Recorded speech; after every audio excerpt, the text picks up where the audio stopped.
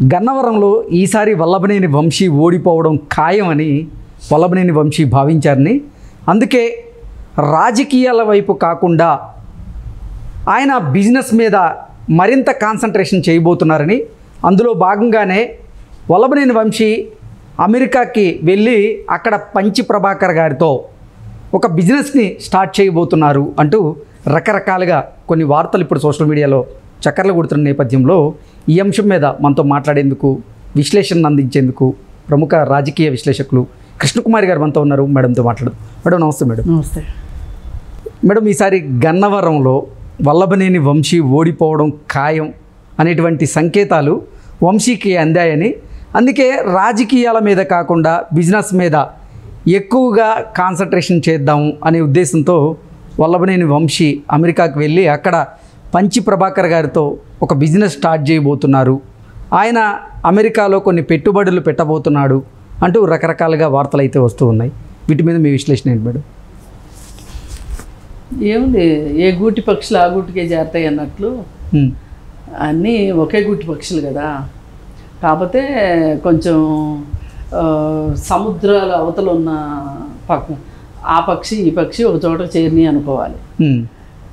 సరే, వల్లభనేని వంశీ ఈ విధమైన నిర్ణయం తీసుకోవడం వెనకమాల రాజకీయాలకి శాశ్వతంగా టాటా బై బై చెప్పటం వెనకమాల కేవలం అతని స్వయంకృత అపరాధమే ఉన్నది. ఓకే, అతని డబ్బు పిచ్చే ఉన్నది. అంటే ఇంకా వల్లభనేని వంశీ రాజకీయంగా సన్యాసం తీసుకున్నట్టేనా? ఇంకేమన్నా వస్తాడు ఒకసారి అక్కడికి వెళ్ళిన తర్వాత. మామూలుగా అయితే ఈ వయసులో వెళ్ళాల్సిన అవసరం లేదు, వయసు ఉంది కదా, చిన్నాడు కదా. కానీ ఆ పరిస్థితి తెచ్చుకున్నాడు. అందుకే రాజకీయాల్లో హత్యలు ఉండవు, ఆత్మహత్యలు ఉంటాయి అనేది ఇందుకే. ఇట్లాంటి వాళ్ళని చూసే పుట్టాయి అట్లాంటి మాటలు. ఏది ఏమైనా అమెరికా వెళ్ళాలనుకోవటము, డల్లాస్కి వెళ్ళడము, అక్కడ బిజినెస్ వీసా కోసం ప్రయత్నం చేయటము, అవన్నీ అదే గ్రీన్ కార్డ్ అంటారు. Business green card, business green card, అది దాదాపు 7-8 కోట్లు అవుతుంది మన కరెన్సీలో. అది తీసుకుని వ్యాపారాలు చేయాలనే ఉద్దేశంలో ఉన్నాడు. లేదు అనుకుంటే కనుక గ్రీన్ కార్డు లేని వాళ్ళు వ్యాపారం చేయాలంటే గ్రీన్ కార్డు ఉన్న వాళ్ళని పార్ట్నర్లుగా కలుపుకోవాలి. ఆ పరిస్థితి ఎందుకులే, 7-8 కోట్లు ఆయనకి ఏమీ లెక్క, ఇప్పుడుగా సంపాదించాడు కదా, అందుకే 7 కోట్లు ఖర్చు పెట్టి వీసా తీసుకుంటున్నాడు. వీసా తీసుకుంటూ ఇప్పుడు పంచి ప్రభాకర్తో కలిసి బిజినెస్ చేయాల్సిన పరిస్థితి వచ్చింది. మామూలుగా అయితే హైదరాబాదు రియల్ ఎస్టేట్ కావచ్చు, విజయవాడ వ్యాపారాలు కావచ్చు బాగానే చేసున్నాడు వంశీ.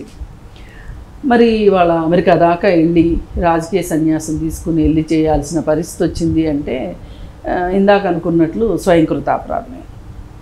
ఏంటి మేడం, అంటే అసలు వైసీపీ ఇక్కడ గెలవబోదని ఆయన భావించాడా? ఒకవేళ టీడీపీ వస్తే ఇతని పరిస్థితి బాగుండదని ఆయన గ్రహించాడా? అందుకే ఇక్కడున్న బిజినెస్లు కూడా క్లోజ్ చేసుకొని వల్లభనేని వంశీ అమెరికాకి వెళ్ళాలనుకుంటున్నాడా? అంటే పూలమ్మిన చోట కట్లమ్మడం అంటారు కదా. ఇప్పుడు ఆయన కట్లు అమ్మాడు అనుకోండి, ఆయన కట్లు పెట్టి ఆయన కొట్టేట్టున్నారు. అందుకని ఎందుకు వచ్చిన బాధ, అసలు ఎక్కడే ఉంటాం, ఎందుకు మొహం జల్లట్లేదు. మరి అలాంటప్పుడు ఏం చేయాలి? ఇంకా హైదరాబాద్లో చూస్తే ఎంత కాదన్నా రేవంత్ రెడ్డితో కష్టం, అది కూడా తెలుసు. ఇకపోతే ఈ మధ్యకాలంలో జూనియర్ ఎన్టీఆర్కి వాళ్ళకి కూడా పరపత్యాలు వచ్చాయని చెప్పి బోగట్ట. ఈ పరిస్థితులన్నిటి దృష్ట్యా అతనుకున్న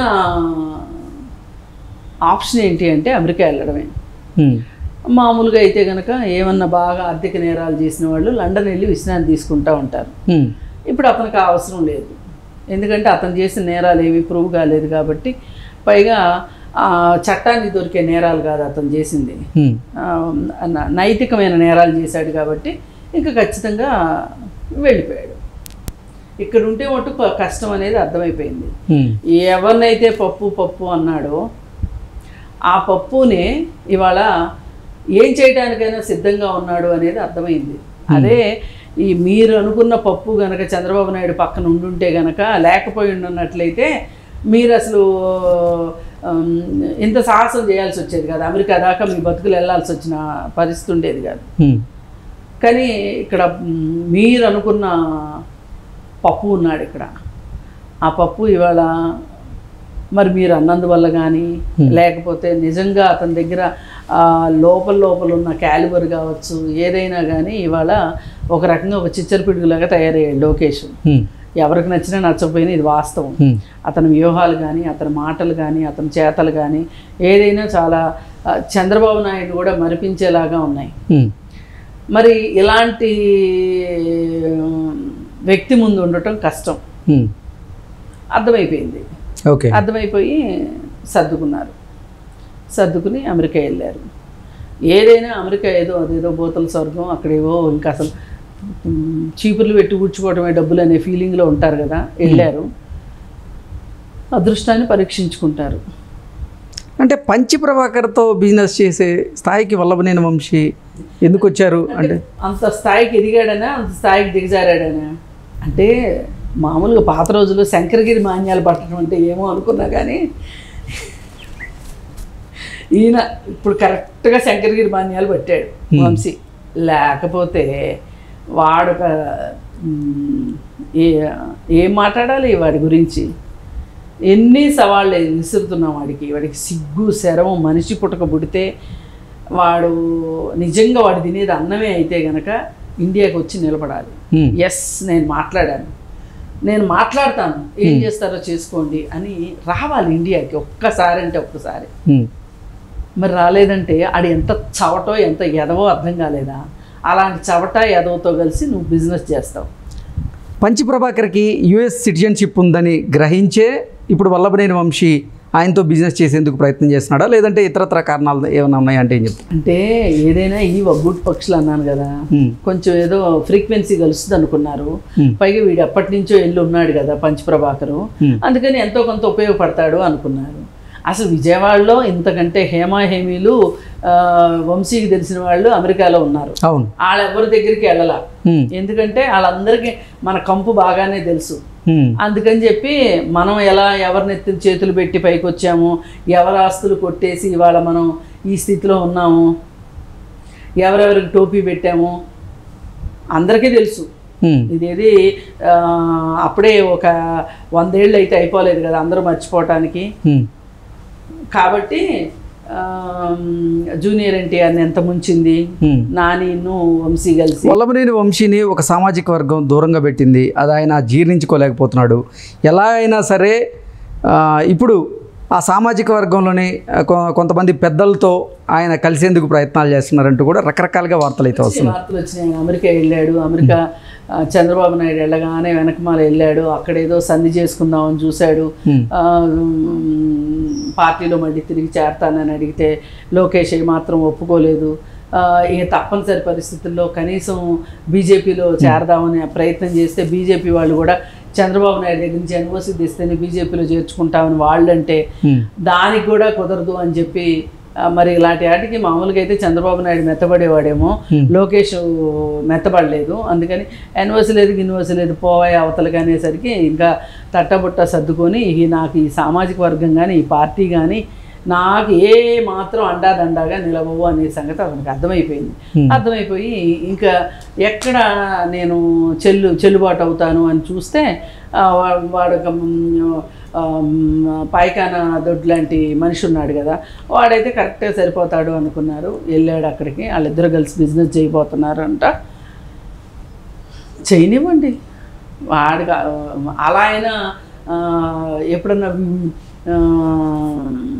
ఇతనితో పాటు ఇండియా వస్తాడేమో చూద్దామని ఉంది నాకైతే. కానీ వాడు నిజంగా ఎంత గ్రీన్ కార్డులు ఉన్నవాళ్ళైనా ఎంత సిటిజన్షిప్లు ఉన్నవాళ్ళైనా ఎప్పుడో ఒక సందర్భానికి ఇండియాకి వస్తారు. గత 5 ఏళ్లుగా వాడు అసలు ఇండియా మొహం చూడుకోకుండా అక్కడ కూర్చున్నాడు అంటే ఆ చట్టాలకు భయపడి కూర్చున్నాడు. ఇండియా వస్తే మరి వాళ్ళు ఒక అతన్ని అమెరికా నుంచి ఒక అతను ఇండియా వస్తే ఎయిర్పోర్ట్లోనే పట్టుకున్నారు కదా, అట్లాగే ఇతను కూడా ఎయిర్పోర్ట్లోనే పట్టుకుంటారనే భయంతో రావట్లా. ఎందుకంటే అతను చేసిన వీడియోలకి అతను మాట్లాడిన మాటలకి అసలు భారతదేశ చట్టాలు సరిపోతాయా అనిపించేలాగా ఉన్నాయి. కానీ నిజంగా తలుచుకుంటే ఇలా ఈ దేశం మనుషుల గురించి మాట్లాడటమే కాకుండా ఆ దేశం పోలీసుల గురించి కూడా నోరు బారేసుకున్నాడు అని ఎవరైనా సరే వీటిని ఇంగ్లీష్లోకి ట్రాన్స్లేట్ చేసి అక్కడ అధికారులకు చూపిస్తే చుక్కలు చూపిస్తారు వాళ్ళు. వాళ్ళకి అసలు ఏం తెలియదంట అమెరికా పోలీసులకి, అసలు ఏమీ తెలియదంట, ముక్కు మొహం తెలియదంట. ఇలా మాట్లాడాడు అమెరికా పోలీసుల గురించి, ఇష్టానికి మాట్లాడాడు. పైగా స్టూడెంట్ వీసా మీద తీసుకొని వెళ్ళి ఒక వైసీపీ నాయకుడు ఒకటి చేత అక్కడ గొడ్డు చాకరీ చేయించుకుంటా, కాలేజీకి వెళ్ళనివ్వకోకుండా ఇళ్లల్లో పని చేయించుకుంటా వాడిని కొడుతుంటే అది హ్యూమన్ ట్రాఫికింగ్ కింద వస్తుందా రాదా? ఇప్పుడు స్టూడెంట్ వీసా మీద వెళ్ళిన వాడు స్టూడెంట్ వీసా మీదే ఉంటే అది తప్పు కాదు. అదే వాడు ఎందుకు ఈ ఒక ఇంట్లో పని చేయడానికి కుదరాల్సిన పరిస్థితి ఎందుకు వచ్చింది, పని చేయాల్సిన అగత్యం ఎందుకు వచ్చింది, అసలు నువ్వెందుకు పని చేయించుకుంటున్నావు అంటే అది హ్యూమన్ ట్రాఫికింగ్ కిందే వస్తుంది. వాళ్ళంట దాన్ని హ్యూమన్ ట్రాఫికింగ్గా తీసుకుని అమెరికా పోలీసులు కేసు పెట్టారంట. అది మనోడు జీర్ణించుకోలేక, అంటే వైసీపీ పార్టీ వాళ్ళ మీద కదా కేసు పెట్టింది, అది జీర్ణించుకోలేక అసలు ఆ పోలీసులకి ఏమీ తెలియదు, అమెరికా పోలీసులకి ముక్కు మొహం తెలియదు అని చెప్పి ఇంకా చాలా బూతులు మాట్లాడాడు. సరే అవన్నీ నేను మాట్లాడలేదు అనుకోండి, అది వేరే విషయం, నా బలహీనత నాది. సరే ఏదేమైనప్పటికీ అలా వైసీపీ వాళ్ళని వెనకేసుకొచ్చే ప్రోగ్రాంలో ఆయన నిమగ్నమై ఉన్నాడు. ఆ ప్రాసెస్లో అవసరమైతే అమెరికా అధ్యక్షుడిని కూడా తిడతాడు. దానికే వెనకాడడం అనేది మనకు అర్థమైపోయింది. సరే ఆయనతో కలిసి ఈయన బిజినెస్ చేస్తున్నాడు కాబట్టి ఇప్పుడు జోగి జోగి రాసుకుంటే బూడిదా లేకపోతే గంధం రాలుతుందా చూడాలి. Okay madam, thank you so much. Thank you.